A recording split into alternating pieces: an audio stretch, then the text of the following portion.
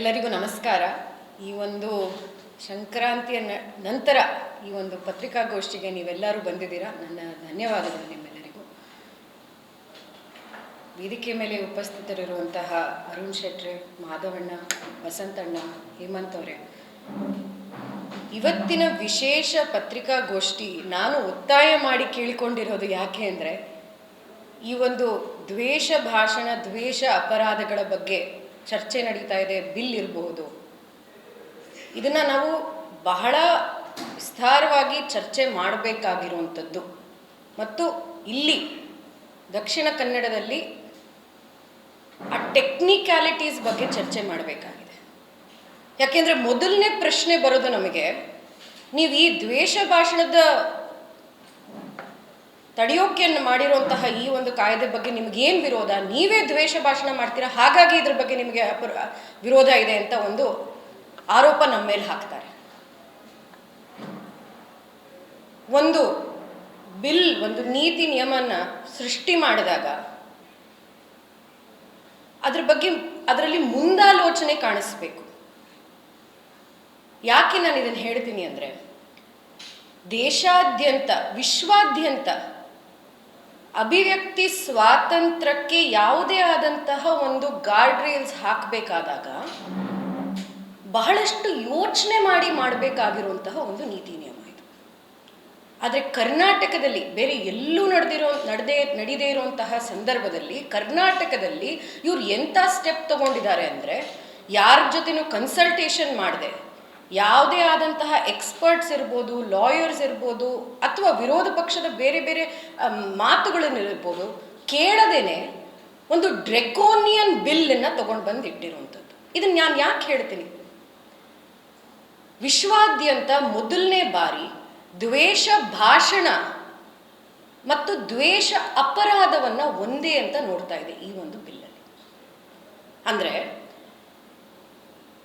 ಭಾರತೀಯ ನ್ಯಾಯ ಸಂಹಿತಾನಲ್ಲಿ ಇರುವಂತಹ ಪ್ರಾವಿಷನ್ಸಿನ ಮೇಲೆ ಮಾಡಿರುವಂತಹ ಈ ಬಿಲ್ಲಿನಲ್ಲಿ ಆ ಡೆಫಿನಿಷನ್ ಇದೆಯಲ್ಲ, ದ್ವೇಷ ಭಾಷಣ ಏನು ಅಂತ,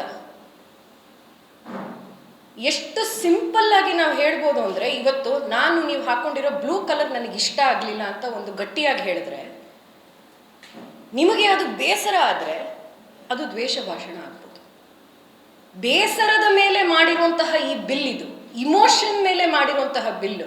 ಭಾರತೀಯ ನ್ಯಾಯ ಸಂಹಿತದಲ್ಲಿ ಇರುವಂಥದ್ದು ಏನು ಅಂದರೆ, ಆ ಅಪರಾಧ ಫಿಸಿಕಲ್ ಇಂಪ್ಯಾಕ್ಟನ್ನು ನೀವು ತೋರಿಸ್ಬೋದು, ಎನಿಮಿಟಿ ಲೀಡಿಂಗ್ ಟು ವೈಲೆನ್ಸನ್ನು ತೋರಿಸ್ಬೋದು. ಅಂದರೆ ಪ್ರೂಫ್ ಇದ್ದರೆ ನೀವು ಆ ಒಂದು ಕಾಯ್ದೆಯ ಕೆಳಗೆ FIR ಫೈಲ್ ಮಾಡ್ಬೋದು. ಇಲ್ಲಿ ನೀವು ಮಾತ ಮೇಲೆ ಮಾತ್ರ ಒತ್ತು ಕೊಟ್ಟು ದ್ವೇಷ ಭಾಷಣ ಡೆಫಿನಿಷನ್ನ will enmity, disharmony in society ಅಂದರೆ ವೇಗ್ ಡೆಫಿನಿಷನ್ಸಿನ ಬೇಸಿಸ್ ಮೇಲೆ ಮಾಡಿರುವಂತಹ ಈ ಒಂದು ಲೆಜಿಸ್ಲೇಷನ್. ನಿಮಗೆ ಜ್ಞಾಪಕ ಇರ್ಬೋದು, ಇದು ಬೆಳಗಾವಿ ಅಧಿವೇಶನದಲ್ಲಿ 2 ದಿನ ಬಾಕಿ ಇರಬೇಕಾದಾಗ ಅಸೆಂಬ್ಲಿ ಮತ್ತು ಕೌನ್ಸಿಲ್ನಲ್ಲಿ ಚರ್ಚೆಯೇ ಇಲ್ಲದೆ ಪಾಸ್ ಮಾಡಿರುವಂತಹ ಬಿಲ್ ಇದು. ಇಂತಹ ಒಂದು ಬಿಲ್ಲಿಗೆ ನೀವು ಒಂದು ಹೌಸ್ ಕಮಿಟಿನಲ್ಲಿ ಚರ್ಚೆ ಮಾಡಲ್ಲ, ಯಾವುದೇ ಆದಂತಹ ಎಕ್ಸ್ಪರ್ಟ್ಸಿನ ಮಾತು ಕೇಳೋದಿಲ್ಲ, ಹಾಗೆಯೇ ಮಾಡ್ತೀರಾ ಅಂದರೆ ನಿಮ್ಮದು ಉದ್ದೇಶ ಏನು? ಸುಪ್ರೀಂ ಕೋರ್ಟ್ ಈ ವಿಷಯದಲ್ಲಿ ಅಭಿವ್ಯಕ್ತಿ ಸ್ವಾತಂತ್ರ್ಯದ ಬಗ್ಗೆ ಮತ್ತು ಮಾತುಗಳ ಒಂದು ಎಲೆಕ್ಟ್ರಾನಿಕ್ ಇರ್ಬೋದು, ಭಾಷಣದ ಮೂಲಕ ಇರ್ಬೋದು, ಯಾವುದೇ ಮಾಧ್ಯಮದಲ್ಲೂ ಕೂಡ ಏನಾದರೂ ಇದ್ರ ಬಗ್ಗೆ ಲೆಜಿಸ್ಲೇಷನ್ ಮಾಡಬೇಕು ಅಂದರೆ ನ್ಯಾರೋ ಡೆಫಿನಿಷನ್ಸ್. ಶ್ರೇಯಾ ಸಿಂಘಲ್ ಒಂದು ಕೇಸ್ ಇದೆಯಲ್ಲ, ಅದು ಬಹಳ ಲ್ಯಾಂಡ್ ಮಾರ್ಕ್ ಕೇಸ್. ಇದರಲ್ಲಿ ನ್ಯಾರೋ ಡೆಫಿನಿಷನ್ಸ್ ಇರಬೇಕು ಅಂತ ಹೇಳಿರುವಂಥದ್ದು. ಅದರ ಆಪೋಸಿಟ್ ನೀವು ಮಾಡಿದ್ದೀರಾ. ನೆಸೆಸಿಟಿ ಏನಿತ್ತು? ದ್ವೇಷ ಭಾಷಣಗಳು ನಡ್ಕೊಂಡು ಬಂದಿರುವಂತಹ ಸಂದರ್ಭದಲ್ಲಿ BNS ಪ್ರಾವಿಷನ್ಸ್ ಇಲ್ವಾ? BNS ಸೆಕ್ಷನ್ಸನ್ನು ನೀವು ಆಗಲೇ ಉಪಯೋಗಿಸ್ಕೊಂಡು ಬಹಳಷ್ಟು ಕೇಸಸ್ ರಿಜಿಸ್ಟರ್ ಆಗಿಲ್ವಾ? ಈ ದ್ವೇಷ ಭಾಷಣಕ್ಕೆ ನಮಗೂ ಇಂಪ್ಯಾಕ್ಟ್ ಆಗತ್ತೆ. ಒತ್ತಿ ಹೇಳ್ತೀನಿ, ಒಬ್ಬ ಮಹಿಳೆಯಾಗಿ ನಮಗೆ ಇನ್ನೂ ಜಾಸ್ತಿ ಇಂಪ್ಯಾಕ್ಟ್ ಆಗತ್ತೆ ಅದು. ಆದರೆ ಇವತ್ತು ಸೆಕ್ಷನ್ಸ್ ಇಲ್ವಾ ಪೀನಲ್ ಕೋಡ್ನಲ್ಲಿ, ಭಾರತೀಯ ನ್ಯಾಯ ಸಂಹಿತದಲ್ಲಿ? ಇದು ನೀವು ಅಡಿಷ್ನಲ್ ಆಗಿ ತರಬೇಕು ಅಂದರೆ ನೀವು ಯಾಕೆ ಮಾಡಿರೋದು? ನಾನು ಹೇಳ್ತೀನಿ ಅದು ಯಾಕೆ ಮಾಡಿರೋದು ಅಂತ. ಯಾವುದೇ ಆದಂತಹ ಕಾನೂನಲ್ಲಿ ಇಲ್ಲದೆ ಇರುವಂತಹ ಒಂದು ಪ್ರಾವಿಷನ್ನು ನೀವು ಪೊಲೀಸರಿಗೆ ಅಧಿಕಾರ ಕೊಟ್ಟಿದ್ದೀರಾ ದ್ವೇಷ ಭಾಷಣ ಏನು ಅಂತ ಡಿಫೈನ್ ಮಾಡೋದಕ್ಕೆ. ಪ್ರಿವೆಂಟಿವ್ ಆಗಿ ಅರೆಸ್ಟ್ ಮಾಡೋದಕ್ಕೆ ನೀವು ಆಪರ್ಚುನಿಟಿ ಕೊಡ್ತಾ ಇದ್ದೀರಾ. ಅಂದರೆ ಯಾರೋ ನಾಳೆ ಬಹುಶಃ ಅವರು ದ್ವೇಷ ಭಾಷಣ ಮಾಡಬಹುದು ಅಂತ ಹೇಳಿದ್ರೆ ಅವರನ್ನು ಹೋಗಿ ಅರೆಸ್ಟ್ ಮಾಡುವಂಥ ಒಂದು ಅವಕಾಶ ನಮಗೆ ಇವಾಗ ಪೊಲೀಸರಿಗೆ ಇದೆ. ಇದು ಎಷ್ಟು ವೇಗ್ ಆಗಿದೆ. ಆ ಬಿಲ್ಲಿನ ಟೆಕ್ಸ್ಟ್ ನೀವು ಓದ್ಕೊಂಡು ಬಂದರೆ ಗೊತ್ತಾಗುತ್ತೆ. ಪ್ರಿವೆಂಟಿವ್ ಆಗಿ ನೀವು ಈ ವಿಷಯಕ್ಕೋಸ್ಕರ ಅರೆಸ್ಟ್ ಮಾಡ್ಬೋದು ಅಂದರೆ ಇದ್ರ ದುರುಪಯೋಗ ಆಗಲ್ವಾ? ನಾವು ನೋಡಿಲ್ವಾ ಇಂತಹ ಸಂದರ್ಭಗಳು? ನೋಡಿದ್ದೀವಿ. ಮತ್ತು ಮಾಧ್ಯಮ ಮಿತ್ರರಿಗೆ ನಾನು ಇದನ್ನು ಹೇಳಕ್ಕೆ ಇಷ್ಟಪಡ್ತೇನೆ. ಮಾಧ್ಯಮವಾಗಿ ಎಮರ್ಜೆನ್ಸಿನಲ್ಲಿ ನೋಡಿರುವಂತಹ ಒಂದು ನಿಮ್ಮ ಪ್ರೆಸ್ ಫ್ರೀಡಮ್ಗೆ ಇರುವಂತಹ ಎಲ್ಲ ಒಂದು ಬೆದರಿಕೆಗಳು ಈ ಒಂದು ಬಿಲ್ಲಲ್ಲಿ ಕಾಣ್ಬರುತ್ತೆ. ಯಾಕೆ ಅಂದರೆ ಎಲೆಕ್ಟ್ರಾನಿಕ್ ಮೀಡಿಯಾಗೂ ಅಪ್ಲೈ ಆಗುವಂಥದ್ದು, ಮಾಧ್ಯಮಕ್ಕೂ ಅಪ್ಲೈ ಆಗುವಂಥದ್ದು. ಏನು ದ್ವೇಷ ಭಾಷಣ ಅಂತ ನೀವು ಸ್ಟ್ರಾಂಗ್ ಆಗಿ ನ್ಯಾರೋ ಆಗಿ ಡಿಫೈನ್ ಮಾಡಲಿಲ್ಲ ಅಂದರೆ ಅದನ್ನು ಇಂಟರ್ಪ್ರಿಟ್ ಮಾಡೋದಕ್ಕೆ ಪೊಲೀಸರಿಗೆ ಅಧಿಕಾರ ಇದೆ. ಅದಾದ ನಂತರ ಇದು ಕಾಗ್ನಿಸಬಲ್ ನಾನ್ ಬೇಲಬಲ್ ಆಫೆನ್ಸ್. ನನಗೆ ನಿಮಗೆ ಚರ್ಚೆ ಇರ್ಬೋದು, ನಾನು ಬ್ಲೂ ಸರಿಗಿಲ್ಲ ಅಂತ ಹೇಳಿದ್ರೆ ನಿಮಗೆ ಬೇಸರ ಆದರೆ ಅದು ಒಂದು ಒಪಿನಿಯನ್. ಎಕ್ಸೆಂಪ್ಷನ್ಸ್ ಅಂತ ಒಂದು ಲಿಸ್ಟ್ ಕೊಟ್ಟಿದ್ದಾರೆ, ಆರ್ಟ್ ಈ ಥರದ್ದು. ಅದರಲ್ಲಿ ಟೀಕೆ, ಟಿಪ್ಪಣಿಗಳು, ಅಭಿಪ್ರಾಯ, ಎಲ್ಲಿ ನಾವು ಆ ಲೈನ್ ಎಲ್ಲಿ ಡ್ರಾ ಮಾಡ್ತೀವಿ ಅದರ ಬಗ್ಗೆ ನಮಗಿರುವಂತಹ ಪ್ರಶ್ನೆ. ಮತ್ತೆ ಇನ್ನೂ ಒಂದು 2 ಪಾಯಿಂಟ್. ಒಂದು ಸಂಸ್ಥೆಯ ಭಾಗವಾಗಿ ನೀವು ಕೆಲಸ ಮಾಡ್ತಾ ಇದ್ರೆ, ಸಂಘಟನೆಯ ಭಾಗವಾಗಿ ಕೆಲಸ ಮಾಡ್ತಾ ಇದ್ರೆ, ಆ ಸಂಘಟನೆಯಲ್ಲಿ ಯಾರೋ ಜೋಡಿಸ್ಕೊಂಡಿರೋರು ಏನೋ ಮಾತಾಡಿದ್ರೆ ಪೂರ್ತಿಯಾದ ಸಂಘಟನೆಯನ್ನು ನೀವು ಮೇಲೆ ಕ್ರಮ ತಗೊಳ್ತೀರಾ ಅಂದರೆ ಕೇಳಕ್ಕೆ ಇಷ್ಟಪಡ್ತೇನೆ. ನಿನ್ನೆ ಮೊನ್ನೆ ವೈರಲ್ ಆಗಿರುವಂತಹ ಸಿದ್ಲಘಟ್ಟನಲ್ಲಿ ಒಬ್ಬ ಮಹಿಳೆಯ ಅಧಿಕಾರಿಯ ಮೇಲೆ ನಡೆದಿರುವಂತಹ ವಾಗ್ ದೌರ್ಜನ್ಯದ ಬಗ್ಗೆ ನೀವೇನು ಹೇಳ್ತೀರಾ? ನಿಮ್ಮ ಪಕ್ಷ ಅದಕ್ಕೆ ಲಯಬಲ್ ಆಗೋದಿಲ್ವಾ? ಬಳ್ಳಾರಿನಲ್ಲಿ ನಾರಾ ಭರತ್ ರೆಡ್ಡಿ ಅವರ ಮಾತುಗಳನ್ನು ನಾನು ಹೇಳೋದಕ್ಕೂ ಇಷ್ಟಪಡೋದಿಲ್ಲ. ಇದನ್ನು ಎಂಥ ಅಶ್ಲೀಲ ಪದಗಳು! ಇದಕ್ಕೆ ಪೂರ್ತಿಯಾದಂತಹ ಕಾಂಗ್ರೆಸ್ ಹಂಗಾರೆ ಈ ಬಿಲ್ ಅಡಿ ಬರಬೇಕು. ಇದು ಮಾಡಿರೋದು ಯಾಕೆ ಅಂದರೆ ಇಂತಹ ಒಂದು ಬಿಡಿಸಿ ಹೇಳಬೇಕಾಗಿಲ್ಲ, ಒಂದು ಸಂಸ್ಥೆಯನ್ನ ಟಾರ್ಗೆಟ್ ಮಾಡ್ಕೊಂಡು ಮಾಡಿರುವಂಥದ್ದು. ನಿಮ್ಮಲ್ಲಿ ಜಾಸ್ತಿ ಇದ್ದಾರೆ ಇವಾಗ ದ್ವೇಷ ಭಾಷಣ ಮಾಡ್ತಾ ಇರೋದು. ಇನ್ನು 1 ತಿಂಗಳಿನಲ್ಲಿ ಕರ್ನಾಟಕದ ಜನತೆ ನೋಡಿದ್ದಾರೆ ನಿಮ್ಮ ಪದ ಬಳಕೆ, ನಿಮ್ಮ ಸಂಸ್ಥೆಯಲ್ಲಿ ಇರುವಂಥ, ನಿಮ್ಮ ಸಂಘಟನೆಯಲ್ಲಿ ಇರುವಂಥ ಜನರ, ನಿಮ್ಮ ಶಾಸಕರಾಗಿರುವಂಥವ್ರನ್ನ ಪದ ಬಳಕೆ, ಪದಾಧಿಕಾರಿಗಳಾಗಿರುವಂತಹ ಪದ ಬಳಕೆ ನೋಡ್ಕೊಂಡು ಬಂದಿರುವಂಥದ್ದು ನಾವು. ಇದೆಲ್ಲನೂ ಮಾಡ್ತಾ ಯಾವ ಸರ್ಕಾರ ನಾವು ದ್ವೇಷ ಭಾಷಣ ಮತ್ತು ದ್ವೇಷ ಅಪರಾಧಗಳ ವಿರುದ್ಧ ಒಂದು ಬಿಲ್ಲನ್ನು ತರ್ತಿದ್ದೀವಿ ಅಂತ ಹೇಳಿರುವಂತಹ ಸರ್ಕಾರ, ಅವ್ರದ್ದೇ ಆದಂತಹ ಸರ್ಕಾರದಲ್ಲಿ IT ಮಿನಿಸ್ಟ್ರಿಯ ಕೆಳಗಡೆ ಒಂದು ಫ್ಯಾಕ್ಟ್ ಚೆಕ್ ಯೂನಿಟ್ ಅಂತ ಶುರು ಮಾಡಿದ್ರು. ನಿಮ್ಗೆಲ್ಲರಿಗೂ ಜ್ಞಾಪಕ ಇರ್ಬೋದು. ಡಿಸ್ಇನ್ಫಾರ್ಮೇಷನ್ ಜಾಸ್ತಿ ಆಗ್ತಾ ಇದೆ, ಫೇಕ್ ನ್ಯೂಸ್ ಜಾಸ್ತಿ ಆಗ್ತಾ ಇದೆ. ಅದನ್ನು ತಡೆಯೋದಕ್ಕೆ ಒಂದು ಫ್ಯಾಕ್ಟ್ ಚೆಕ್ ಯೂನಿಟ್ ಅಂತ ಮಾಡಿದರು ಎಕ್ಸಿಕ್ಯೂಟಿವ್ ಆರ್ಡರ್ ಪ್ರಕಾರವಾಗಿ. ಅದರ ಹೆಸರು information disorder tackling unit. IT-BT ಸಚಿವರಾದಂತಹ ಪ್ರಿಯಾಂಕ್ ಖರ್ಗೆ ಅವರ ಇನಿಷಿಯೇಟಿವ್ ಅಲ್ಲಿ ಮಾಡಿರುವಂಥದ್ದು ಇದು. 3 ತಿಂಗಳಿನ ಪೈಲಟ್ ಮಾಡಿದ್ರು. ಅವ್ರಿಗೆ ಬೇಕಾಗಿರುವಂತಹ ವೆಂಡರ್ಸ್ಗೆ, ಸಂಸ್ಥೆಗಳಿಗೆ ಇದನ್ನ ಒಂದು ಕಾಂಟ್ರಾಕ್ಟ್ ಆಗಿ ಕೊಟ್ಟರು ಫೇಕ್ ನ್ಯೂಸನ್ನು ಮಾನಿಟರ್ ಮಾಡೋದಕ್ಕೆ.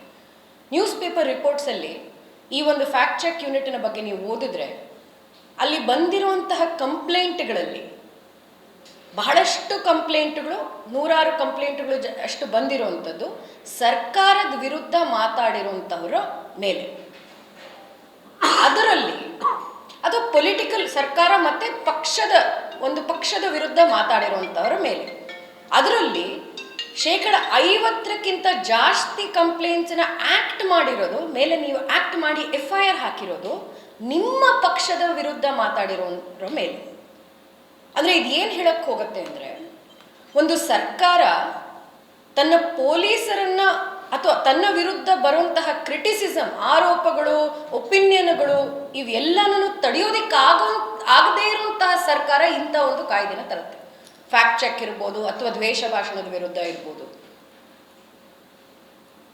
ನಾನು ಒಂದು ತಿಂಗಳ ಹಿಂದೆ, 2 ತಿಂಗಳ ಹಿಂದೆ ಅಧಿವೇಶನ ಶುರುವಾಗಕ್ಕಿಂತ ಮುಂಚೆ ಪ್ರಿಯಾಂಕ್ ಖರ್ಗೆ ಅವರ ಜೊತೆ ಒಂದು ಕಾರ್ಯಕ್ರಮದಲ್ಲಿ ಉಪಸ್ಥಿತಳಿದ್ದೆ. ಈ ಕಾರ್ಯಕ್ರಮದಲ್ಲಿ ಇದೇ ಒಂದು ಬಿಲ್ಲಿನ ಬಗ್ಗೆ ಚರ್ಚೆ ನಡೀತು. ಒಬ್ಬರು ಪ್ರಶ್ನೆ ಕೇಳ್ತಾರೆ, ಸರ್ಕಾರ ಇದನ್ನು ದುರುಪಯೋಗ ಮಾಡ್ಕೊಳ್ಳಲ್ಲ, ನಿಮ್ಮದೇ ಸರ್ಕಾರ ಇರ್ಬೋದು, ನಂತರ ಬರುವಂತಹ ಸರ್ಕಾರ ಇರ್ಬೋದು, ಇದನ್ನು ದುರುಪಯೋಗ ಮಾಡ್ಕೊಳ್ಳಲ್ಲ ಅಂತ ನಿಮಗೇನು ಗ್ಯಾರಂಟಿ, ನಿಮಗೇನು ಭರವಸೆ? ಇದ್ರದ್ದು ರೆಕಾರ್ಡಿಂಗ್ ಇದೆ ಯೂಟ್ಯೂಬಲ್ಲಿ, ಹಾಗಾಗಿ ನಾನು ಗಟ್ಟಿಯಾಗಿ ಹೇಳ್ತಾ ಇದ್ದೀನಿ, ಯಾವುದೇ ಆದಂತಹ ಭರವಸೆ ನಮಗಿಲ್ಲ ಅಂತ ಒಪ್ಪಿಕೊಂಡಂತಹ IT-BT ಮಿನಿಸ್ಟರ್ ಅವರು. ನೋಡಿ, ಒಂದು ನೀತಿ ನಿಯಮನ ಸೃಷ್ಟಿ ಮಾಡಿದಾಗ, ಪಾಲಿಸಿನ ಒಂದು ಕ್ರಿಯೇಟ್ ಮಾಡಿದಾಗ, ಆ ಪಾಲಿಸಿ ಒಳಗಡೆ ಸೇಫ್ ಗಾರ್ಡ್ಸ್ ಇರಬೇಕು, ಅದ್ರ ಡಿಸೈನಲ್ಲಿ ಇರಬೇಕು ಆ ಸೇಫ್ ಗಾರ್ಡ್ಸ್. ಇದನ್ನು ದುರುಪಯೋಗ ಮಾಡ್ಕೊಳ್ಳೋದಕ್ಕೆ ಆಗೋದಿಲ್ಲ ಅಂತ ಒಬ್ಬರು ಮಿನಿಸ್ಟರು ಬಂದು ಒಪ್ಪುತ್ತಾರೆ, ಇಲ್ಲ ನಾವು ಮಾಡಿರುವಂತಹ ಈ ಒಂದು ಬಿಲ್ಲಿನಲ್ಲಿ ಯಾವುದೇ ಆದಂತಹ ಇದನ್ನು ದುರುಪಯೋಗ ಮಾಡ್ಕೊಳ್ಳೋಕ್ಕಾಗಲ್ಲ ಅನ್ನೋದ್ರ ಬಗ್ಗೆ ಯಾವುದೇ ಆದಂತಹ ಭರವಸೆ ಕೊಡೋದಕ್ಕೆ ಆಗೋದಿಲ್ಲ, ನೀವು ಪಾಲಿಸಿ ಮೇಕಿಂಗಲ್ಲಿ ಫೇಲ್ ಆಗಿದ್ದೀರ. ಯಾವ ಸಂಘ ಸಂಸ್ಥೆಗಳ ಮಾತು ಕೇಳಿಕೊಂಡು ನೀವು ಈ ಬಿಲ್ಲಿನ ಮುಂದೆ ತಂದಿಟ್ಟಿರೋಂಥದ್ದು? ಯಾವ ಲೀಗಲ್ ಎಕ್ಸ್ಪರ್ಟ್ಸಿನ ಕೇಳಿ ನೀವು ಇದನ್ನ ಮುಂದೆ ತಂದಿಟ್ಟಿರುವಂಥದ್ದು? ಸುಪ್ರೀಂ ಕೋರ್ಟ್ ಎಲ್ಲ ಜೂರಿಸ್ಪ್ರೂಡೆನ್ಸಲ್ಲೂ ಹೇಳಿರುವಂಥದ್ದು, ಇಂತಹ ಒಂದು ವಾಕ್ ಸ್ವಾತಂತ್ರ್ಯದ ವಿರುದ್ಧ ಯಾವುದೇ ಆದಂತಹ ನೀತಿ ನಿಯಮ ತರಬೇಕು ಅಂದರೆ ಅದನ್ನ ಬಹಳಷ್ಟು ಸ್ಪೆಸಿಫಿಕ್ ಆಗಿ ನ್ಯಾರೋ ಡೆಫಿನಿಷನ್ಸ್ ಇಟ್ಕೊಂಡು ನೀವು ಕೊಡಬೇಕಾಗಿರುವಂಥದ್ದು. ಮತ್ತು ಪ್ರಿವೆಂಟಿವ್ ಅರೆಸ್ಟ್ ಬಗ್ಗೆನೂ ಯಾವುದೇ ಎಕ್ಸ್ಟ್ರೀಮ್ ಕೇಸಲ್ಲಿ ಮಾತ್ರ ನೀವು ಪ್ರಿವೆಂಟಿವ್ ಆಕ್ಷನ್ ತಗೊಳ್ಬೋದು ಹೊರತು ಸಾಮಾನ್ಯ ಸಿಚುವೇಶನ್ಸ್ನಲ್ಲಿ ಪ್ರಿವೆಂಟಿವ್ ಅರೆಸ್ಟ್ ಮಾಡೋದಕ್ಕೆ ಆಗೋದಿಲ್ಲ ಅಂತ ಜೂರಿಸ್ಪ್ರೂಡೆನ್ಸ್ ನಮಗೆ ಹೇಳಿರುವಂಥದ್ದು. ಇದು ಯಾಕೆ ಇರುವಂಥದ್ದು ಇದೆಲ್ಲಾನು? ಯಾಕೆಂದ್ರೆ ದುರುಪಯೋಗ ಆಗೋದಕ್ಕೆ ಅಷ್ಟು ಸುಲಭ.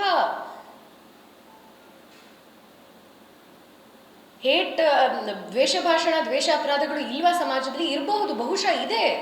ಆದ್ರೆ ಇನ್ನೋಸೆಂಟ್ ಅಂಟಿಲ್ ಪ್ರೂವನ್ ಗಿಲ್ಟಿ ಅಂತ ನಮಗೆ ಲೀಗಲ್ ಅಲ್ಲಿ ಹೇಳ್ತಾರಲ್ಲ, ಲಾನಲ್ಲಿ ಹೇಳ್ತಾರಲ್ಲ, ಈ ಬಿಲ್ ಏನು ಒಪ್ಪತ್ತೆ ಅಂದ್ರೆ ಗಿಲ್ಟ್ ಅವರಿಗೆ ಆ ಭಯ ಮೂಡಿಸೋದಕ್ಕೆ ಮಾಡಿರುವಂತಹ ಬಿಲ್ ಇದು. ಸಾಮಾನ್ಯ ಕಾರ್ಯಕರ್ತರಲ್ಲಿ ಭಯ ಮೂಡಿಸುವಂತಹ ಒಂದು ವಾತಾವರಣ ಸೃಷ್ಟಿ ಮಾಡೋದಕ್ಕೆ ಮಾಡಿರುವಂತಹ ಬಿಲ್ ಇದು. 2 ಬಾರಿ ಯೋಚನೆ ಮಾಡಬೇಕಾಗತ್ತೆ. ಅಂಡ್ ಏನು, ಫಸ್ಟ್ ಒಫೆನ್ಸಿಗೆ 1 year ಮಿನಿಮಮ್ ಪನಿಷ್ಮೆಂಟ್, ಇದು ಭಾರತೀಯ ನ್ಯಾಯ ಸಂಹಿತಾದಲ್ಲಿ ಇಲ್ಲ. Minimum punishment. ಸೆಕೆಂಡ್ ಒಫೆನ್ಸಿಗೆ ನೀವು ರಿಪೀಟ್ ಒಫೆನ್ಸಿಗೆ 10 ವರ್ಷದ ತನಕ ನೀವು ಇಂಪ್ರಿಸನ್ಮೆಂಟ್ ಆಗ್ಬಹುದು. ಇವತ್ತು ನಾವು ಇನ್ಫಾರ್ಮೇಶನ್ ಓವರ್ಲೋಡ್ ಏಜ್ ಅಲ್ಲಿದ್ದೀವಿ. ಇನ್ಫಾರ್ಮೇಶನ್ ನಮಗೆ ದಿನ ದಿನ ಎಷ್ಟು ಬರುತ್ತೆ, ನಾವೇನೇ ಎಷ್ಟು ಒಪಿನಿಯನ್ಸ್ ಹಾಕ್ತಾ ಬರ್ತೀವಿ. ಅಂತಹ ಒಂದು ಸಮಯದಲ್ಲಿ ನೀವು 10 ವರ್ಷ ರಿಪೀಟ್ ಆಫೆನ್ಸ್ಗೆ ಅಂತ ಹಾಕಿದ್ರೆ ಒಬ್ರು ಜೀವನ ಕಳ್ಕೊಳ್ತಾರೆ. ಹಂಗಂತ ನಾವು ಪರವಾಗಿದ್ದೀವಿ ಅಂತ ಅಲ್ಲ, ಇದಕ್ಕೆ ಮೆಷರ್ಸ್ ಮಾಡಬೇಕು. ಆದರೆ ಸೆಂಟ್ರಲ್ ಲಾನಿನ ಯೋಚನೆ ಮಾಡಿದೆ 2 ಬಾರಿ, ಹೇಗೆ ಬರೆಯೋದು ಅದನ್ನ, ಹೇಗೆ ಆ ಲಾನ ಬರಿಬೇಕು ಅಂತ ಯೋಚನೆ ಮಾಡಿದೆ. ಅಂದರೆ ಕರ್ನಾಟಕದಲ್ಲಿ ಇಷ್ಟು ವೇಗವಾಗಿ ಯಾರನ್ನು ಕನ್ಸಲ್ಟ್ ಮಾಡದೆ, ಯಾರ್ದು ಒಂದು ಅಭಿಪ್ರಾಯ ತಗೊಳ್ಳದೆ, ಇದನ್ನು ಹೌಸಲ್ಲಿ ಚರ್ಚೆ ಮಾಡದೆ, ಹೌಸ್ ಕಮಿಟಿನಲ್ಲಿ ಅದನ್ನು ಫಾರ್ವರ್ಡ್ ಮಾಡ್ದೇನೆ ಮಾಡಬೇಕಾಗಿರುವಂತಹ ಪರಿಸ್ಥಿತಿ. ಅಂದರೆ ಏನು, ಕರ್ನಾಟಕದಲ್ಲಿ ಎಲ್ಲೂ ಆಗದೆ ಇರುವಂತಹಷ್ಟು ದ್ವೇಷ ಭಾಷಣ ನಡೀತಾ ಇದೆಯಾ? ನಿಮಗೆ ಹಾಗನ್ನಿಸ್ತಾ ಇದೆಯಾ? ಅಥವಾ ನಿಮ್ಮ ಸರ್ಕಾರದ ವಿರುದ್ಧ ಯಾರು ಮಾತಾಡಬಾರ್ದು, ನಿಮ್ಮ ಕುರ್ಚಿಯ ವಿಷಯದ ಬಗ್ಗೆ ಯಾರು ಮಾತಾಡಬಾರ್ದು, ಯಾರು ಪ್ರಶ್ನೆ ಎತ್ತಬಾರ್ದು, ನೀವು ಮಾಡಿರುವಂತಹ ಬೇರೆ ಬೇರೆ ಅಪರಾಧಗಳ ಬಗ್ಗೆ, ಭ್ರಷ್ಟಾಚಾರದ ಬಗ್ಗೆ ಯಾರು ಮಾತೆತ್ತಬಾರ್ದು, ನಿಮ್ಮನ್ನು ಟೀಕಿಸಬಾರ್ದು ಅಂತ ನಿಮ್ಮ ಫ್ರಾಜೈಲ್ ಈಗೋನ ಪ್ರೊಟೆಕ್ಟ್ ಮಾಡ್ಕೊಳ್ಳೋದಕ್ಕೆ ಮಾಡಿರುವಂತಹ ಕಾಯ್ದೆನಾ ಇದು? IT ಆಕ್ಟ್ ಅಲ್ಲಿ ಇದ್ದಂತಹ ಇಂಟರ್ಮೀಡಿಯರೀಸ್, ಅಂದ್ರೆ ಇವಾಗ ಸೋಷಿಯಲ್ ಮೀಡಿಯಾ ಪ್ಲಾಟ್ಫಾರ್ಮ್ಸ್ಗೆ ಯಾವ ಥರ ಡೈರೆಕ್ಷನ್ ಕೊಡಬೇಕು ಅಂತ ಇದ್ರ ಬಗ್ಗೆ ಬಹಳಷ್ಟು ಕೇಸಸ್ ಆಗಿದೆ, ಮತ್ತೆ ಸುಪ್ರೀಂ ಕೋರ್ಟಲ್ಲಿ ಚರ್ಚೆ ಆಗಿದೆ. ಇಂಟರ್ಮೀಡಿಯರೀಸ್ಗೆ ನೀವು ತೆಗಿರಿ ಇದನ್ನ ಅಂತ ಹೇಳೋದಕ್ಕೆ ಅಧಿಕಾರ ಬರೀ ಸೆಂಟ್ರಲ್ ಗವರ್ಮೆಂಟಿನ ಸ್ಪೆಸಿಫಿಕ್ ಡಿಪಾರ್ಟ್ಮೆಂಟ್ಗೆ ಇರುವಂತಹ ಒಂದು ಅಧಿಕಾರ. ಇಲ್ಲಿ ಏನು ಮಾಡಿದೆ ಅಂದರೆ ಅದು ಸ್ಟೇಟ್ ಕಂಟ್ರೋಲಲ್ಲೂ ತಂದಿರುವಂಥದ್ದು. ಹಾಗಾಗಿ ಇದರಲ್ಲಿ ಲೀಗಲ್ ಪ್ರಾವಿಷನ್ಸ್ ಅನ್ನೂ ನಮಗೆ ಬಹಳಷ್ಟು ಭಿನ್ನಾಭಿಪ್ರಾಯಗಳಿದೆ. ಅದನ್ನಿಟ್ಕೊಂಡು ನಾವು ಗವರ್ನರ್ಗೆ ಹೋಗಿ ಒಂದು ಅರ್ಜಿಯನ್ನು ಹಾಕಿದ್ದೀವಿ. ನೀವು ಇದನ್ನು ಓದಿ ಇದನ್ನ ಓದಾದ ನಂತರ ಲೀಗಲ್ ಎಕ್ಸ್ಪರ್ಟ್ಸನ್ನು ಕನ್ಸಲ್ಟ್ ಮಾಡಿ ಸೆಂಟ್ರಲ್ ಮತ್ತು ಸ್ಟೇಟ್ ಲಾನ ಮಧ್ಯ ಇರುವಂತಹ ಆ ಡಿಫ್ರೆನ್ಸಸ್ ಮತ್ತು ಅದೇನು ಕಾನ್ಫ್ಲಿಕ್ಟ್ ಇದೆಯಲ್ಲ ಅದ್ರ ಬಗ್ಗೆ ನೀವು ವಿಸ್ತಾರವಾಗಿ ಯೋಚನೆ ಮಾಡಿ. ಇದನ್ನು ಪ್ರೆಸಿಡೆಂಟ್ ಅಸೆಂಟ್ಗೆ ಹೋಗಲೇಬೇಕು, ಯಾಕೆಂದರೆ ಅದು ಸೆಂಟರ್ ಮತ್ತು ಸ್ಟೇಟ್ ಲಾನ ಓವರ್ಲ್ಯಾಪ್ ಆಗ್ತಾ ಇರುವಂಥದ್ದು. ನಾವೊಂದು ಅರ್ಜಿ ಹಾಕಿರೋದು ಇದನ್ನು ನೀವು ಅಸೆಂಟ್ ಕೊಡಬೇಡಿ ಅಂತನೇ, ಯಾಕೆಂದರೆ ಲೀಗಲ್ ಪ್ರಾವಿಷನ್ಸ್ ಪ್ರಕಾರವಾಗಿ ನಮ್ಗೆ ಆ ಕಾನ್ಫಿಡೆನ್ಸ್ ಇದೆ. ಇಲ್ಲ ಅಂದರೆ ನಾವು ಅದು ಕೋರ್ಟ್ಗೆ ಹೋಗೋದಕ್ಕೂ ತಯಾರಾಗಿದ್ದೀವಿ. ಆದರೆ ವಿಶೇಷವಾಗಿ ನಾನು ಯಾಕೆ ಇವತ್ತು ನಿಮ್ಮೊಂದಿಗೆ ಈ ವಿಷಯವನ್ನು ಮಾತಾಡ್ತಾ ಇದ್ದೀನಿ, ಮತ್ತು ರಾಜ್ಯಾದ್ಯಂತ ನಮ್ಮ ನಾಯಕರು ಈ ವಿಷಯವನ್ನು ಗಟ್ಟಿಯಾಗಿ ತಗೊಂಡಿದ್ದಾರೆ, ಮತ್ತು ಬೇರೆ ಬೇರೆ ಒಂದೇ ಸಂಘ ಸಂಸ್ಥೆ ಅಲ್ಲ, ನಮಗೆ ಐಡಿಯಾಲಜಿಕಲಿ ಭಿನ್ನಾಭಿಪ್ರಾಯ ಇರುವಂತಹ ಬೇರೆ ಬೇರೆ ಸಂಘ ಸಂಸ್ಥೆಗಳು ಈ ವಿಷಯವನ್ನು ಎತ್ತಿರೋದು. ಸಾಮಾನ್ಯ ಜನರು ಸೋಷಿಯಲ್ ಮೀಡಿಯಾನಲ್ಲಿ ಪೋಸ್ಟ್ ಮಾಡ್ತಿರುವಂತಹ ಕಾಂಟೆಂಟ್ ಕ್ರಿಯೇಟರ್ಸು ಎಲ್ಲರೂ ಈ ವಿಷಯವನ್ನು ಯಾಕೆ ಎತ್ತಿದ್ದಾರೆ ಇವತ್ತು ಅಂದರೆ, ಮತ್ತು ಇಲ್ಲಿ ದಕ್ಷಿಣ ಕನ್ನಡದಲ್ಲಿ ಬಹಳ ಮುಖ್ಯವಾದಂಥದ್ದು ಒಂದು ಪೂರ್ತಿಯಾದಂತಹ ರೀಜನ್ ನೀವು ಮಿಸ್ಬ್ರ್ಯಾಂಡ್ ಮಾಡಿದಿರಲ್ಲ, ಅಂತಹ ಒಂದು ಸಂದರ್ಭದಲ್ಲಿ ಇಲ್ಲಿ ಚರ್ಚೆ ಇನ್ನೂ ಯಾಕೆ ಗಟ್ಟಿಯಾಗಿ ಆಗಬೇಕು ಅಂದರೆ, ದ್ವೇಷ ಭಾಷೆಯನ್ನು ತಡೆಯೋದಕ್ಕೆ, ದ್ವೇಷ ಅಪರಾಧಗಳನ್ನು ತಡೆಯೋದಕ್ಕೆ ಬೇಕಾಗಿರುವಂತಹ ಕ್ರಮಗಳು ತಗೊಳ್ಳಿ. ಅದು BNS ಅಲ್ಲಿ ಆಗಲೇ ಇದೆ, ಅದು ನೀವು ತಗೋತಾ ಇದ್ದೀರಾ. ಆದರೆ ಇಂತಹ ಒಂದು ಬಿಲ್ಲನ್ನು ಮಂಡನೆ ಮಾಡಬೇಕಾದಂಥ ಮುಂಚೆ ನೀವು ಎಷ್ಟು ಜನರ ಜೊತೆ ಮಾತಾಡಿದ್ರಿ, ಎಷ್ಟು ಲೀಗಲ್ ಒಪಿನಿಯನ್ ತಗೊಂಡ್ರಿ, ಅದು ಯಾವ ಅದ್ರದ್ದು ದುರುಪಯೋಗ ಆಗದೇ ಇರೋದಕ್ಕೆ ನೀವು ಏನು ಪ್ರಾವಿಷನ್ಸ್ ಹಾಕಿದ್ರಿ, ಇದನ್ನು ನಮಗೆ ಹೇಳಿ. ರಾಜ್ಯದಲ್ಲಿ ಒಂದೊಂದು ಬಾರಿ, ರಾಜಕೀಯದಲ್ಲಿ ಒಂದೊಂದು ಬಾರಿ ಏನಾಗತ್ತೆ ಅಂದರೆ, ಎಲ್ಲ ವಿಷಯಗಳನ್ನು ಮಾತಾಡೋದ್ರಲ್ಲಿ ಇಂತಹ ಮುಖ್ಯ ವಿಷಯಗಳನ್ನು ಮರೆತು ನಾವು ಹೇಗೋ ಅದು ಪಾಸ್ ಆಗೋಗುತ್ತೆ. ಅದನ್ನೇ ನೀವು ಮಾಡಿರುವಂಥದ್ದು, ಯಾರನ್ನು ಕನ್ಸಲ್ಟ್ ಮಾಡದೆ ಮಾಡಿರುವಂತಹ ಈ ಬಿಲ್ಲಿನ ವಿರೋಧ ನಾವು ರಾಜ್ಯಾದ್ಯಂತ ಮಾತಾಡ್ತಾ ಇರೋದು ಇದೇ ಒಂದು ರೀಸನ್ಗೋಸ್ಕರ. ಮತ್ತೆ ಇನ್ನೊಂದು ಬಾರಿ ಹೇಳ್ತೀನಿ, ಮಾಧ್ಯಮದಾಗಿರುವಂತಹ ನಿಮಗೆ ತಿಳಿದಿದೆ, ಎಮರ್ಜೆನ್ಸಿ ಕಾಲದಲ್ಲಿ ಯಾರು ಸರ್ಕಾರದ ವಿರುದ್ಧ ಮಾತಾಡಿದ್ರು ಅವರು ಇವತ್ತೂ ನಮಗೆ ತಿಳಿದಿರುವಂಥವ್ರು, ನಮ್ಮ ಹೀರೋಸ್ ಅವರು. ಆ ಒಂದು ಒಪಿನಿಯನಿಗೆ, ಫ್ರೀ ಸ್ಪೀಚಿಗೆ ಇರುವಂತಹ ಪ್ರಾಮುಖ್ಯತೆ ಈ ಸಮಾಜದಲ್ಲಿ, ವಾದದ ಮೇಲೆ, ಒಪಿನಿಯನ್ಸ್ ಮೇಲೆ, ಅಭಿಪ್ರಾಯದ ಮೇಲೆ, ಟೀಕೆ ಟಿಪ್ಪಣಿಗಳು ಕೂಡ ಇದರ ಮೇಲೆ ಇರುವಂತಹ ಏನು ಎಂಫಸಿಸ್ ನಾವು ಕೊಡ್ತೀವೋ ಒಂದು ಸಮಾಜವಾಗಿ, ಅದನ್ನು ಕ್ರಿಮಿನಲೈಸ್ ಮಾಡಬೇಕು ಅಂದರೆ ಬಹಳಷ್ಟು ಯೋಚನೆ ಮಾಡಬೇಕಾಗಿರುವಂತಹ ಒಂದು ಕಾರ್ಯ. ಆದರೆ ಇವತ್ತಿನ ಸರ್ಕಾರ ಅದರದ್ದು ಉಲ್ಟದ ಡೈರೆಕ್ಷನಲ್ಲಿ ಹೋಗಿದೆ. ಈ ಒಂದು ಬಿಲ್ಲನ್ನ ಅಸೆಂಟ್ ಬರಬಾರ್ದು ಅಂತ, ಮತ್ತೆ ಅದನ್ನು ಪ್ರೆಸಿಡೆಂಟ್ಗೆ ಹೋಗಿ ಅಲ್ಲಿ ಇನ್ನೂ ಜಾಸ್ತಿಯಾಗಿ ಕನ್ಸಲ್ಟೇಷನ್ ನಡಿಬೇಕು ಅನ್ನೋದು ನಮ್ಮ ರಿಕ್ವೆಸ್ಟ್ ಮತ್ತು ನಮ್ಮ ಅರ್ಜಿ. ಇಷ್ಟು ಹೇಳ್ತಾ, ನಿಮ್ಮಲ್ಲಿರುವಂತಹ ಯಾವುದಾದ್ರೂ ಈ ವಿಷಯದ ಬಗ್ಗೆ ಯಾವುದಾದ್ರೂ ಇರುವಂತಹ ಪ್ರಶ್ನೆಗಳಿದ್ರೆ ನಾನು ಅದನ್ನು ಉತ್ತರ ಕೊಡ್ತೇನೆ.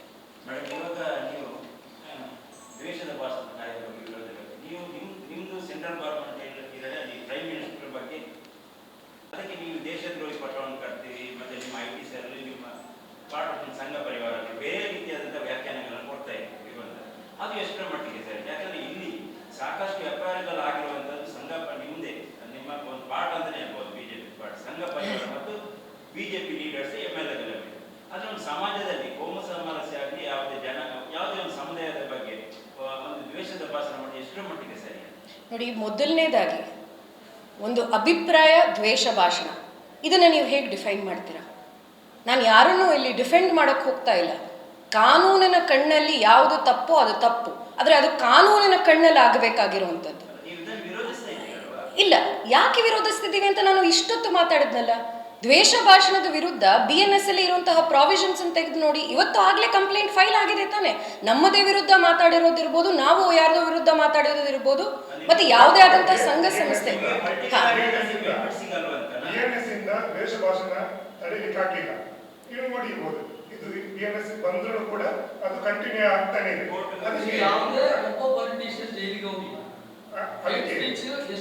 ಅದಕ್ಕೆ ಏನು ಪರಿಹಾರ ಅಂದ್ರೆ, ಈಗ ನೋಡಿ ಮಂಗಳೂರಲ್ಲಿ ಒಂದು ವರ್ಷದ ಹಿಂದೆ ಹೋಲಿಸಿದ್ರೆ ಸಂಘ ಪರಿವಾರ ಮತ್ತು ಮುಸ್ಲಿಂ ಸಂಘಟನೆ ಎರಡೂ ಕಡೆಗಳಿಂದ ಬಂದ ದ್ವೇಷ ಭಾಷಣದಿಂದಲೇ ಮಂಗಳೂರಿನಲ್ಲಿ ಅಂತ ಪರಿಸ್ಥಿತಿ ನಿರ್ಮಾಣ ಆಯಿತು. ಅಂದ್ರೆ ಅದನ್ನು ಕಂಟ್ರೋಲ್ ಮಾಡೋದು ಹೇಗೆ? ನೀವು BNS ನಲ್ಲಿ ಅದನ್ನು ಸಾಧ್ಯ ಇಲ್ಲ, ಯಾಕಂದ್ರೆ ಇಷ್ಟು ತನಕ ಅದರ ಮೇಲೆ ಅದರಿಂದ ನಿಲ್ಲೇ ಇಲ್ಲಲ್ಲ. BNS ಉತ್ತರ ಕೊಡ್ತೇನೆ. ನಿಮ್ಮ ಪ್ರಶ್ನೆ ಇರುವಂಥದ್ದು ಅವ್ರದ್ದು ಪ್ರಶ್ನೆ ಮೊದಲು ನಾನು ಉತ್ತರ ಕೊಟ್ಟಿದ್ದೀನಿ ಅಂತ ನಾನು ಭಾವಿಸ್ತೇನೆ. ಮೊದಲನೇದಾಗಿ ಕಾನೂನಿನ ಚೌಕಟ್ಟಿನಲ್ಲಿ ಇವತ್ತು ಇರುವಂತಹ ಪ್ರಾವಿಷನ್ಸ್ ಪ್ರಕಾರವಾಗಿ ಇವತ್ತು ಕೇಸಸ್ ಆಗ್ತಾ ಇದೆ, ಸರಿನಾ? ಬಹಳಷ್ಟು ಹಿಂದೆಯಿಂದನೂ ನಡ್ಕೊಂಡು ಬಂದಿರುವಂಥದ್ದು ಇದು. ದ್ವೇಷ ಭಾಷಣವನ್ನು ಕಂಟ್ರೋಲ್ ಮಾಡಬೇಕು ಅಂದರೆ ಕಾನೂನಿನ ಚೌಕಟ್ಟಿನಲ್ಲಿ BNS ಅಲ್ಲಿ ಪ್ರಾವಿಷನ್ಸ್ ಇದೆ. ಅದನ್ನು ಬಳಸ್ಕೊಂಡು ಇವಾಗ ಕೇಸಸ್ ನಡೀತಾ ಇದೆ. ಬೇರೆ ಅಭಿಪ್ರಾಯ ಮತ್ತು ದ್ವೇಷ ಭಾಷಣದ ಮಧ್ಯೆ ಇರುವಂತಹ ಆ ಡಿಫ್ರೆನ್ಸ್ ಇದೆಯಲ್ಲ, ಅದ್ರ ಬಗ್ಗೆ ನೀವು ವ್ಯಾಖ್ಯಾನ ಮಾಡೋದಕ್ಕೆ ಕೋರ್ಟ್ಗೆ ಮಾತ್ರ ಅವಕಾಶ ಇರುವಂಥದ್ದು ಆಸ್ ಪರ್ BNS. ಅಂದ್ರೆ ಇಷ್ಟರ ತನಕ BNS ಇದರಲ್ಲಿ ಕೇಸ್ ಆಗ್ತಾ ಇತ್ತು, ಏನ್ ಮಾಡ್ತಾರೆ, ಕೋರ್ಟಿಗೆ ಹೋಗಿ ತಡೆ ತಗೊಂಡು ಬರ್ತಾರೆ, ಮತ್ತೆ ಅದು ಕಂಟಿನ್ಯೂ ಆಗ್ತಾ ಇದೆ. ಈಗ ಸರ್ಕಾರ ಏನ್ ಮಾಡಿದ್ದಾರೆ, ಒಂದು ಸ್ಟ್ರಾಂಗ್ ಆಗಿ ಒಂದು ಇದು ಕಾಯ್ದೆಯನ್ನು ತಂದಿರುವಂತದ್ದು. ಅದಕ್ಕೆ ನಾನು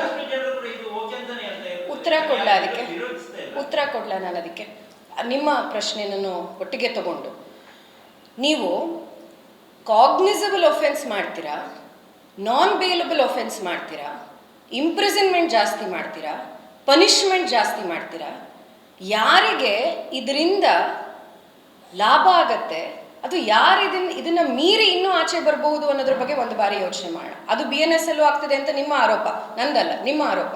ಇವತ್ತು ನೀವು ಯಾರ ವಿರುದ್ಧ ಕೇಸ್ ಹಾಕ್ತೀರೋ ಅವ್ರು ಹೇಗೋ ಅದನ್ನ ಬೇಲ್ ತಗೊಂಡು ಬರ್ತಾರೆ ಅಂತ. ನಿಂತಿಲ್ಲ ಅಂತ ಇವತ್ತು ಒಂದು ಸಮಸ್ಯೆನ ಬಗೆಹರಿಸಬೇಕು ಅಂದ್ರೆ ನೀವು ಅದಕ್ಕೆ ಸೊಲ್ಯೂಷನ್ ಅನ್ನ ತರ್ತಿಲ್ಲ, ಇನ್ನು 10 ಸಮಸ್ಯೆಯನ್ನು ಹುಟ್ಟಾಕ್ತಾ ಇದ್ರೆ. ಸಮಸ್ಯೆಗೆ ಪರಿಹಾರ ತರಬೇಕು ಅನ್ನೋದು ನಿಮ್ಮ ವಾಗ್ವಾದ, ಸರಿನಾ? ಸಮಸ್ಯೆಗೆ ಒಂದು ಪರಿಹಾರ ತರಬೇಕು ಅನ್ನೋದು ನಿಮ್ಮ ವಾಗ್ವಾದ. ಆದರೆ ಅದನ್ನ ಬಗೆಹರಿಸಕ್ಕೆ ಹೋದಾದ ನಂತರ ನೀವು ಇನ್ನೂ ಒಂದು 10 ಸಮಸ್ಯೆಗಳನ್ನ ಹುಟ್ಟಾಕ್ತಿದ್ದೀರಾ ಅನ್ನೋದ್ರ ಬಗ್ಗೆ ನಮ್ಮ ವಾಗ್ವಾದ. ಯಾವ ನಾನು ಹೇಳ್ದಂಗೆ ಇವಾಗ ನೀವು ಪ್ರಿವೆಂಟಿವ್ ಅರೆಸ್ಟ್ ಇರ್ಬೋದು, ನಾನ್ ಬೇಲಬಲ್ ಇರ್ಬೋದು, ಕಾಗ್ನಿಸಬಲ್ ಒಫೆನ್ಸ್ ಮಾಡಿರೋದಿರ್ಬೋದು, ಆಯ್ತು, ಇದೆಲ್ಲದಕ್ಕೂ ನನಗೆ ಒಂದೇ ಒಂದು ಪ್ರಶ್ನೆ, ಒಂದೇ ಒಂದು ಉತ್ತರ. ನೀವು ದ್ವೇಷ ಭಾಷಣವನ್ನ ಡೆಫಿನಿಷನ್ ನನಗೆ ಹೇಳಿ. ಅಲ್ಲ ಸರ್, ಒಂದೇ ನಿಮಿಷ. ಇದು ಎಲ್ಲದಕ್ಕೂ ಇದ್ರ ಬಗ್ಗೆ ಚರ್ಚೆ ಮಾಡಬೇಕಾದಂತಹ ಮೂಲ ವಿಷಯ ಏನು ಅಂದ್ರೆ, ದ್ವೇಷ ಭಾಷಣದ ಡೆಫಿನಿಷನ್ ಅನ್ನ ಕ್ಲಾರಿಫೈ ಮಾಡಿ.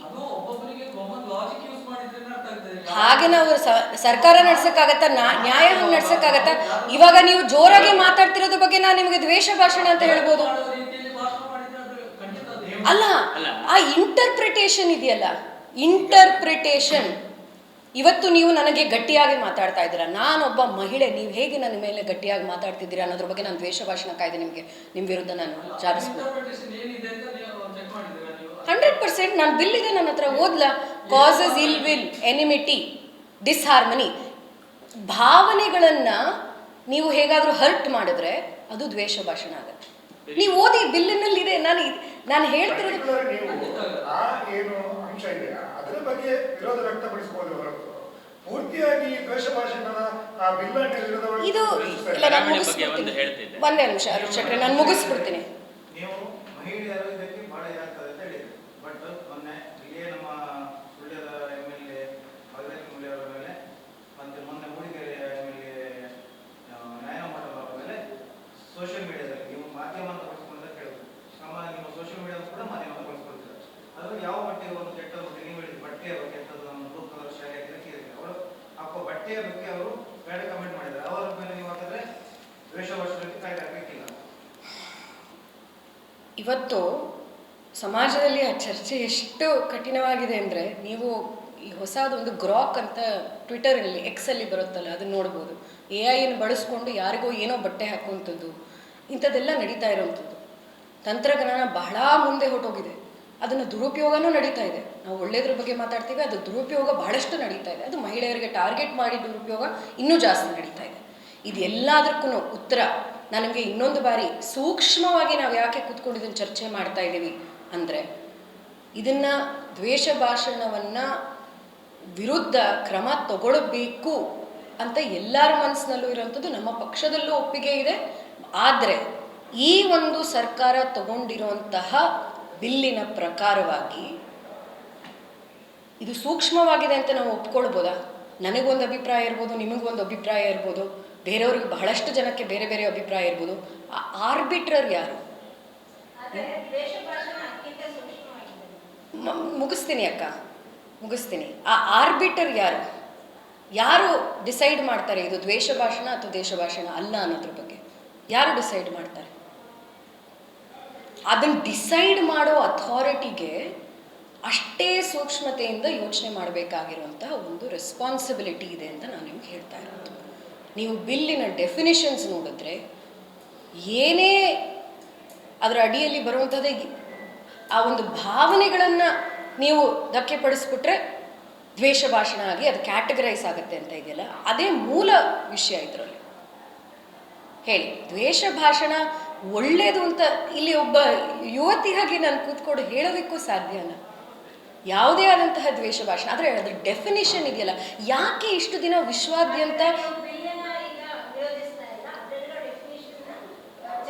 ಬಿಲ್ ಅಲ್ಲಿ ಇರೋಂತಹ ಡೆಫಿನಿಷನ್ನೇ ಬಿಲ್ ಅಲ್ವಾ?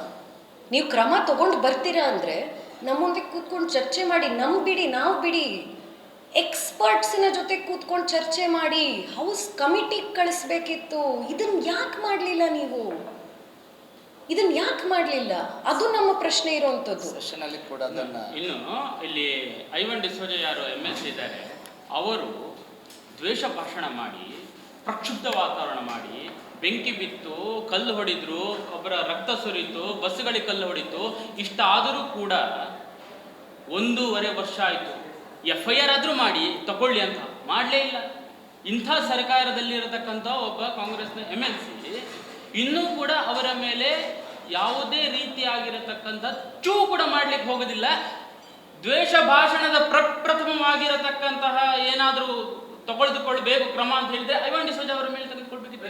ಇವರು ನಿಜವಾಗಿ ಒಂದು ನಿಮಿಷ, ಮತ್ತೆ ಇದನ್ನು ಸಂಸತ್ತಿನಲ್ಲಿ ಸ್ಪೀಕರ್ನಲ್ಲಿ ಅವರ ಹತ್ರ ಕೂಡ ತೆಗೆದುಕೊಂಡು ನಮ್ಮಲ್ಲಿನ MLAಗಳು ಕೂಡ ಹೋದ್ರು.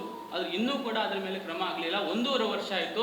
ನಾವೆಲ್ಲ ಯುವ ಮೋರ್ಚಾದ ಕಾರ್ಯಕರ್ತರೆಲ್ಲ ಹೋಗಿ ಸರ್ಕಾರ ಜಿಲ್ಲಾಧಿಕಾರಿ ಆಡಳಿತ ಕೇಳಿದಾಗ ಅದನ್ನು ಲೀಗಲ್ ಒಪಿನಿಯನ್ ಕೊಡಲಾಗಿದೆ. 1.5 ವರ್ಷ ಆಯಿತು. ಒಂದ್ಸತಿ ಕೇಳಬೇಕು ಇದನ್ನು ಕೂಡ. ದ್ವೇಷ ಇನ್ನೂ ಕೂಡ ಮೊನ್ನೆ 2 ತಿಂಗಳ ಹಿಂದೆ ಏನು ನಮ್ಮ ವಿಧಾನಸಭೆಯಲ್ಲಿ ನಡೆಯಿತು, ಅಲ್ಲಿಯೂ ಕೂಡ ಸ್ಪೀಕರ್ ಕಚೇರಿಗೆ ಹೋಗಿ ನೋಡಿ, ಇಷ್ಟು ವರ್ಷ ಆದರೂ 1 ವರ್ಷ ಆದರೂ ಕೂಡ ಇವರ ಮೇಲೆ ಕ್ರಮ ತೆಗೆದುಕೊಳ್ಳಲಿಕ್ಕೆ ಆಗ್ತಾ ಇಲ್ಲ ಈ ಸರ್ಕಾರದ ಹತ್ರ ಅಂತ ಕೇಳಿದೆ. ಆದರೆ ಒಂದು ಬಹಳ ದೊಡ್ಡವಾದಂತಹ ಆತಂಕ ನಿಜವಾದದು. ಇದು ಯಾವುದೇ ಕಾಯ್ದೆ ಜಾರಿಗೆ ಬಂದ್ರೆ ಅದನ್ನು ಕೇವಲ ಬಿಜೆಪಿ ಒಂದು ವಿಪಕ್ಷದವರನ್ನು ಟಾರ್ಗೆಟ್ ಮಾಡಿ ಮಾತ್ರ ಹೇಳ್ತಾರೆ, ಉಳಿದವರನ್ನು ಮಾಡಲಿಕ್ಕಿಲ್ಲ ಅಂತ ನಿಮ್ಮ ಅಲ್ಲ, ಈಗಾಗಲೇ ಅದು ನಡೆದುಕೊಂಡು ಬಂದಿದೆ. ಹೇಳಿದ್ದೇನಲ್ಲ ನೋಡಿ, ಈಗ ಮೊನ್ನೆ ವಿಧಾನಸೌಧ ತಮಗೆಲ್ಲ ಗೊತ್ತಿದೆ. ವಿಧಾನಸೌಧದಲ್ಲಿ ಆ ಚರ್ಚೆ ಆಗುವಂಥ ಸಂದರ್ಭದಲ್ಲಿ ನಮ್ಮ ವಿರೋಧ ಪಕ್ಷಕ್ಕೆ ಚರ್ಚೆಗೆ ಕೂಡ ಅವಕಾಶ ಕೊಟ್ಟಿಲ್ಲ. ನೀವು ಒಂದು ಪಾಯಿಂಟ್, ಒಂದು ಚರ್ಚೆಗೆ ಕೂಡ ಅವಕಾಶ ಕೊಟ್ಟಿಲ್ಲ. ಒಂದು ಅರ್ಧ ಗಂಟೆಯಲ್ಲಿ ಆ ಬಿಲ್ಲನ್ನು ಪಾಸ್ ಮಾಡಲಿಕ್ಕೆ ಪ್ರಯತ್ನ ಮಾಡಿದರೆ ಪಾಸ್ ಮಾಡಿದ್ದಾರೆ. ಆ ಬಿಲ್ ಪಾಸ್ ಆದ ತಕ್ಷಣವೇ ಸಂಬಂಧಪಟ್ಟ ಸರ್ಕಾರದ ಆಡಳಿತ ಮಾಡುವಂಥ ಯಾರು ಸರ್ಕಾರದ ಮಿನಿಸ್ಟರ್ ಇದ್ದಾರೆ, ಮಂತ್ರಿ ಇದ್ದಾರೆ, ಅವರೇ ವಿಧಾನಸೌಧದಲ್ಲಿ ದ್ವೇಷ ಭಾಷಣ ಮಾಡಿದ್ದಾರೆ. ಯಾವ ರೀತಿ ಅಂತಂದರೆ, ಇಡೀ ನಮ್ಮ ದಕ್ಷಿಣ ಕನ್ನಡ ಜಿಲ್ಲೆ ಅಂತಂದರೆ ಬೆಂಕಿ ಹಚ್ಚುವವರನ್ನ ಮಾತನ್ನು ಕೂಡ ಹೇಳಿರ್ತಕ್ಕಂಥದ್ದು. ಇದು ನಮ್ಮ ಜಿಲ್ಲೆಗೆ ಮಾಡಿರ್ತಕ್ಕಂಥ ಅಪಮಾನ ಮಾಡಿದೆ.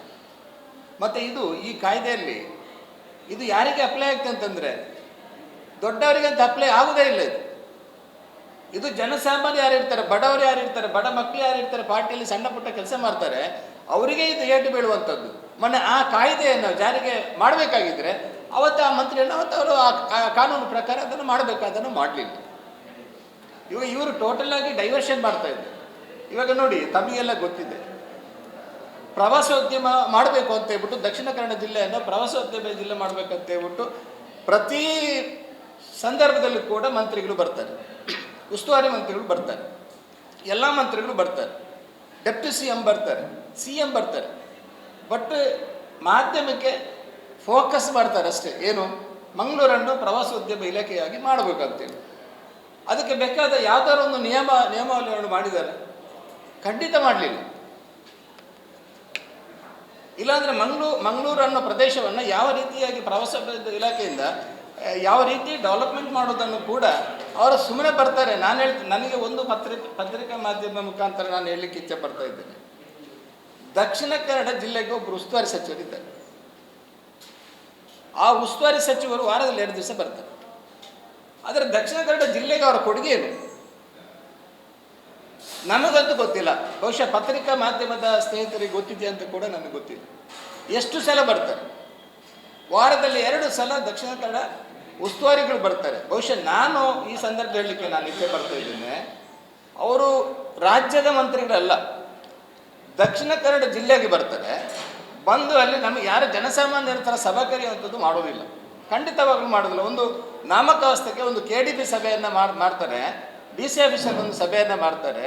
ಇಲ್ಲಿರ್ತಕ್ಕಂಥ ಸಮಸ್ಯೆಗಳು, ಇವಾಗ ನಮ್ಮ ಕಂದಾಯ ಇಲಾಖೆಗಳಿರ್ತಕ್ಕಂಥ ಒಂದು ಸಮಸ್ಯೆಗಳು ತಾವು ಗಮನಿಸಬೇಕು.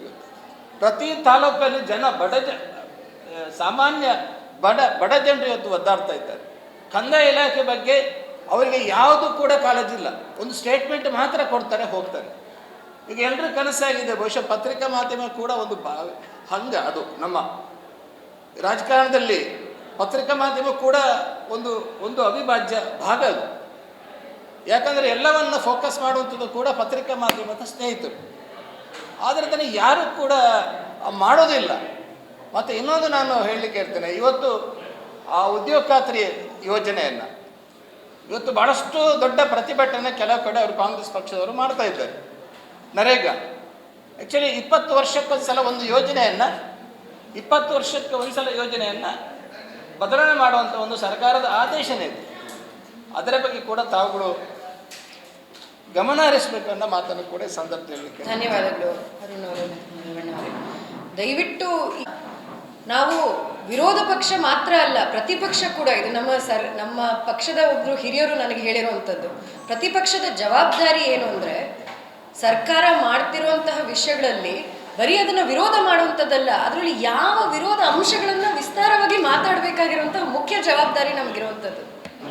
ಆ ಡೆಪ್ತಿನಿಂದ ಮಾತಾಡಿದ್ದೀವಿ ಇವತ್ತು ಅಂತ ನಾನು ಭಾವಿಸ್ತೀನಿ. ಧನ್ಯವಾದಗಳು. ಸುದ್ದಿ ಚಾನಲ್, ಕ್ಷಣ ಕ್ಷಣದ ಸುದ್ದಿಗಾಗಿ. That's my gadget. Let's go have some fun then.